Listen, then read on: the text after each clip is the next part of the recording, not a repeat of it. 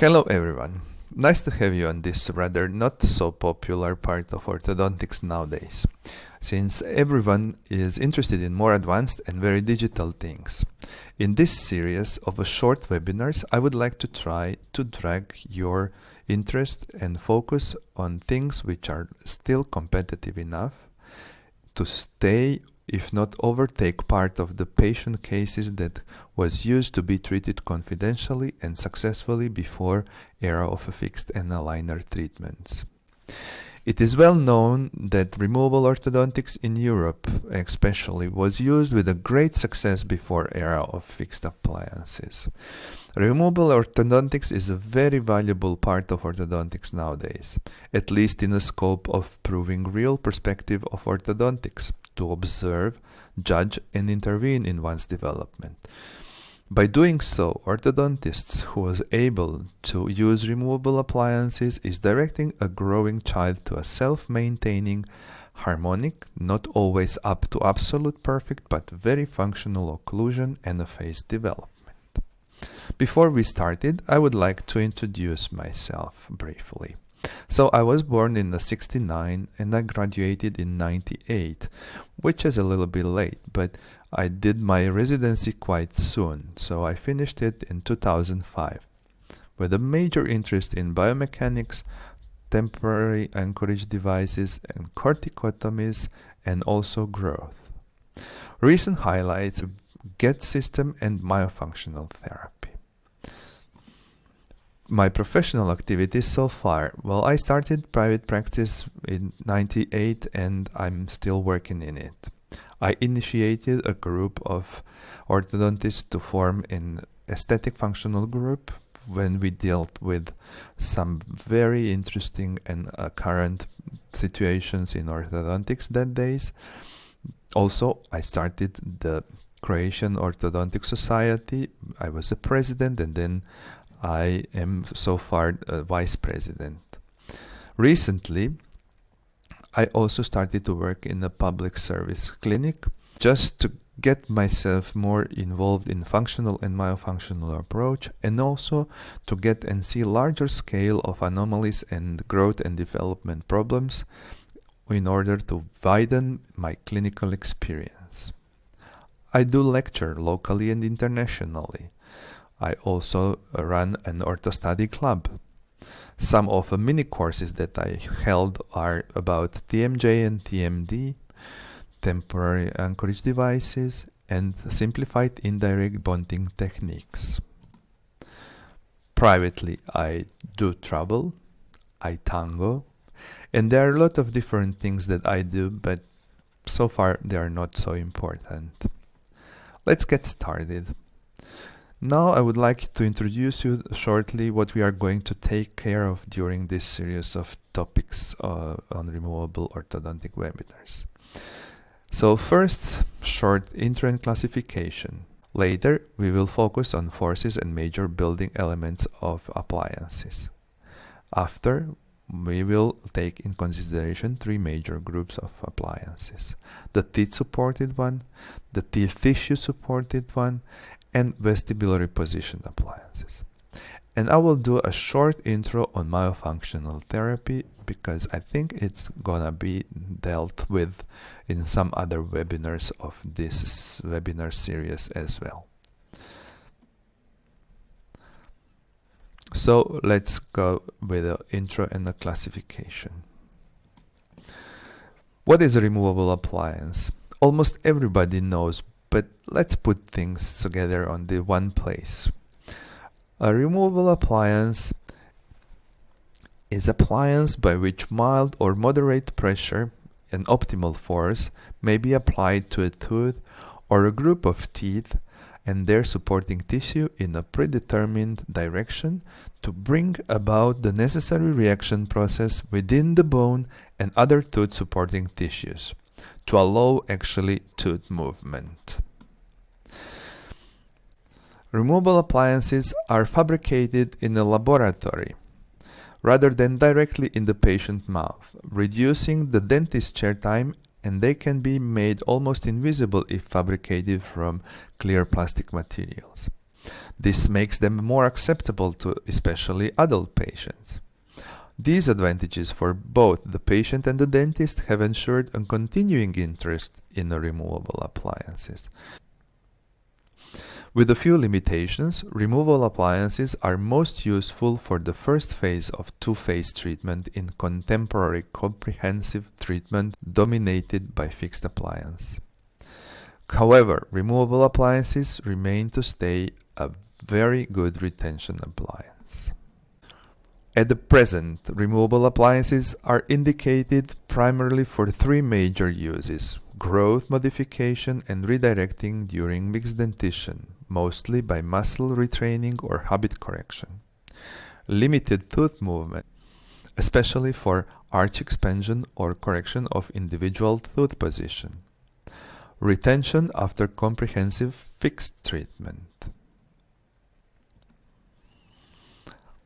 An removable appliance indicates an appliance which can be removed for cleaning by the patient or when required, and for adjustment by an orthodontist. Let's do some classifications.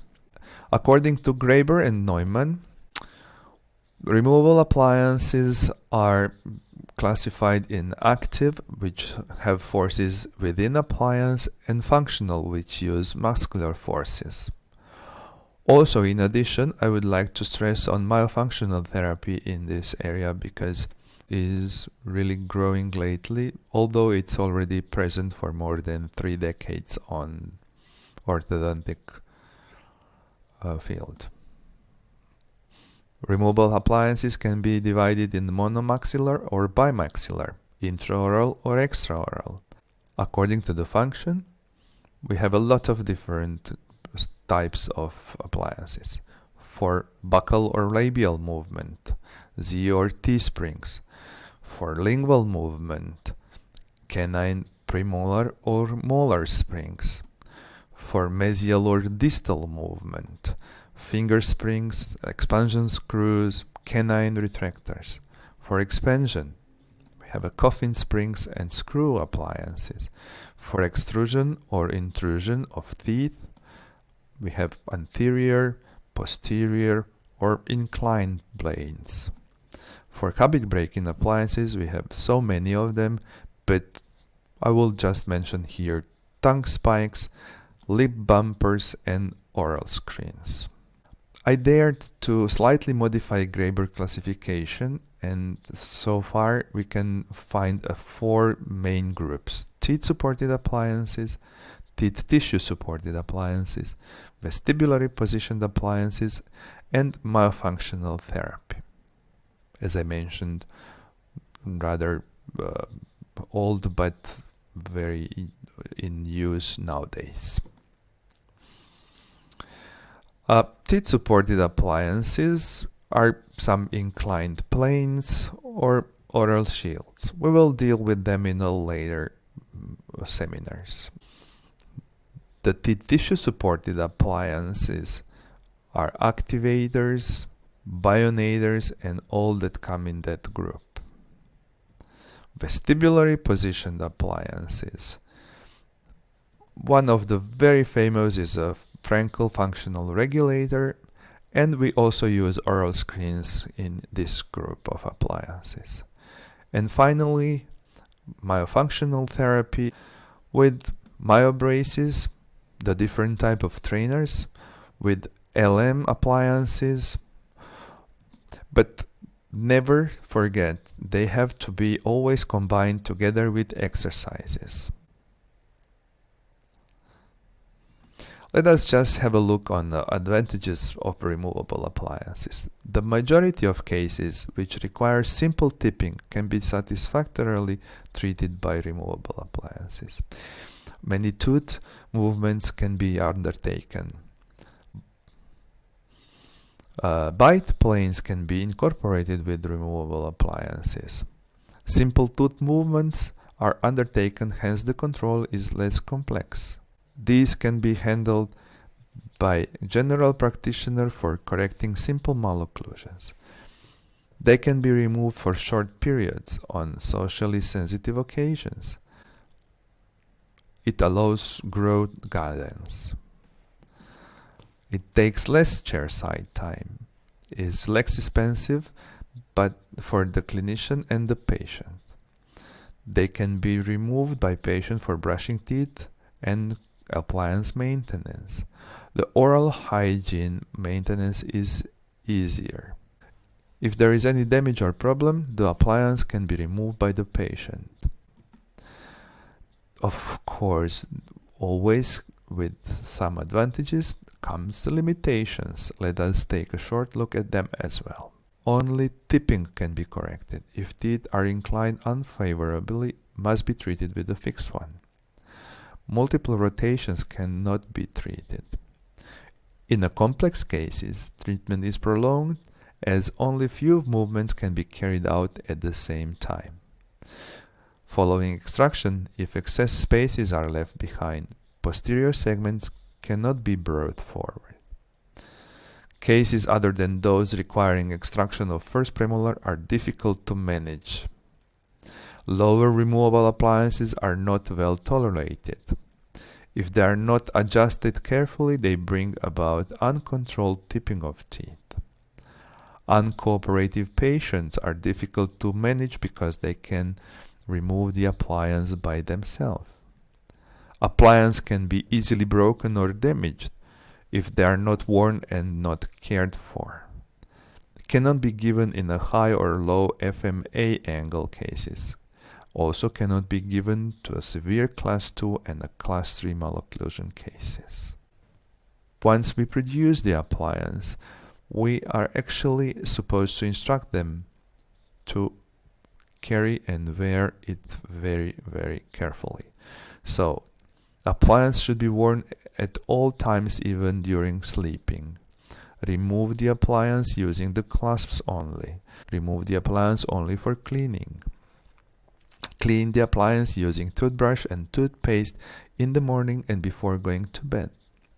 Every time after insertion of the appliance, check that the springs and clasps are in the correct position.